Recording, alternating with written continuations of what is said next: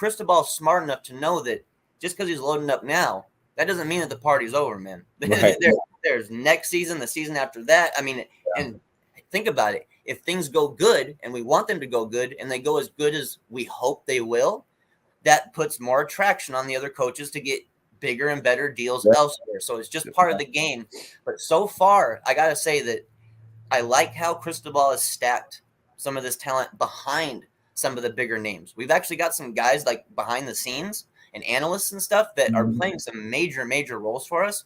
Yeah. And there might even be room for an analyst or two to possibly move in onto an on-field role within a year or two if they prove themselves. So, keeping DVD around and stuff like that, dude, just major while adding all that talent around. Yeah. I think it definitely, and I think like you were saying, I think from a head coaching standpoint, it's like you always have to look at the next move, right? So if I hire this amazing staff and we perform to the level that I believe we can, I know that I'm going to lose some coaches, right? So, maybe I project that I get the Georgia DB coach.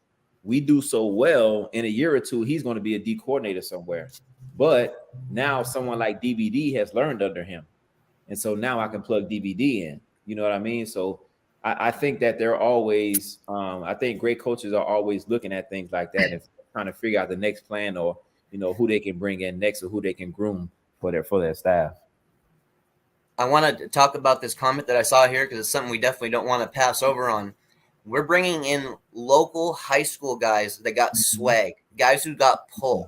We got Jason Taylor on the staff, and we also went and got Miami Central's head coach to join the staff, which is the part of the full court press that we're putting on for Ruben Bain. We hired Ruben Bain's brother as well. Yeah. The red carpet's laid out. Yeah. The red carpet's laid out. Ruben knows it. I talk with him often. He's very, very aware that, Miami is prioritizing him absolutely, and he loves the Canes fan base. I'll tell you that. He loves the Canes fan base. But the fact that we're bringing in guys like Jason Taylor and Roland Smith, two local legends who are putting in work. Yep. Bro, I mean, that I've been waiting for this for a long damn time. Yeah. I love the dynamic with Jason Taylor is like the kids that we're recruiting on the D line, like they grew up watching Jason Taylor play for the Dolphins. It wouldn't surprise me if they want to come to campus just to meet a guy that they watched on TV growing up, it was a perfect idea, and just the fact that we made it attractive enough to him that it didn't come across as gimmicky, right? Is a really big deal in my opinion. I actually got a question for you guys here. Dealing with Cristobal being our head coach, and then also bringing in, of course, an amazing offensive line coach in Mirabal. The offensive line in Miami's been a problem for far too long. I cannot expect overnight fixes to fix everything. But what do you guys think, though, as far as the year progresses? Now that we have those two guys on our staff, do you believe that we'll start to see more progression week by week? You go ahead, Chavez.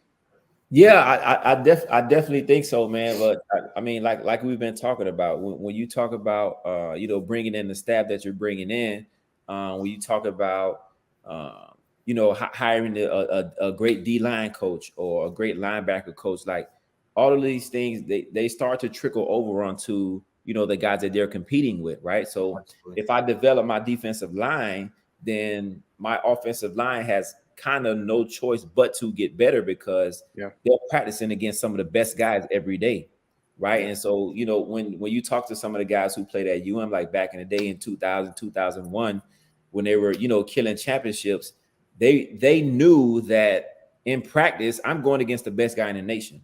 So when I line up against some other team, whoever we're playing, he's not as good as my teammate, right? So, it's a very holistic approach, like we've been talking about, when you hire these great assistant coaches and, you have these great minds that are jousting back and forth, like iron sharpens iron.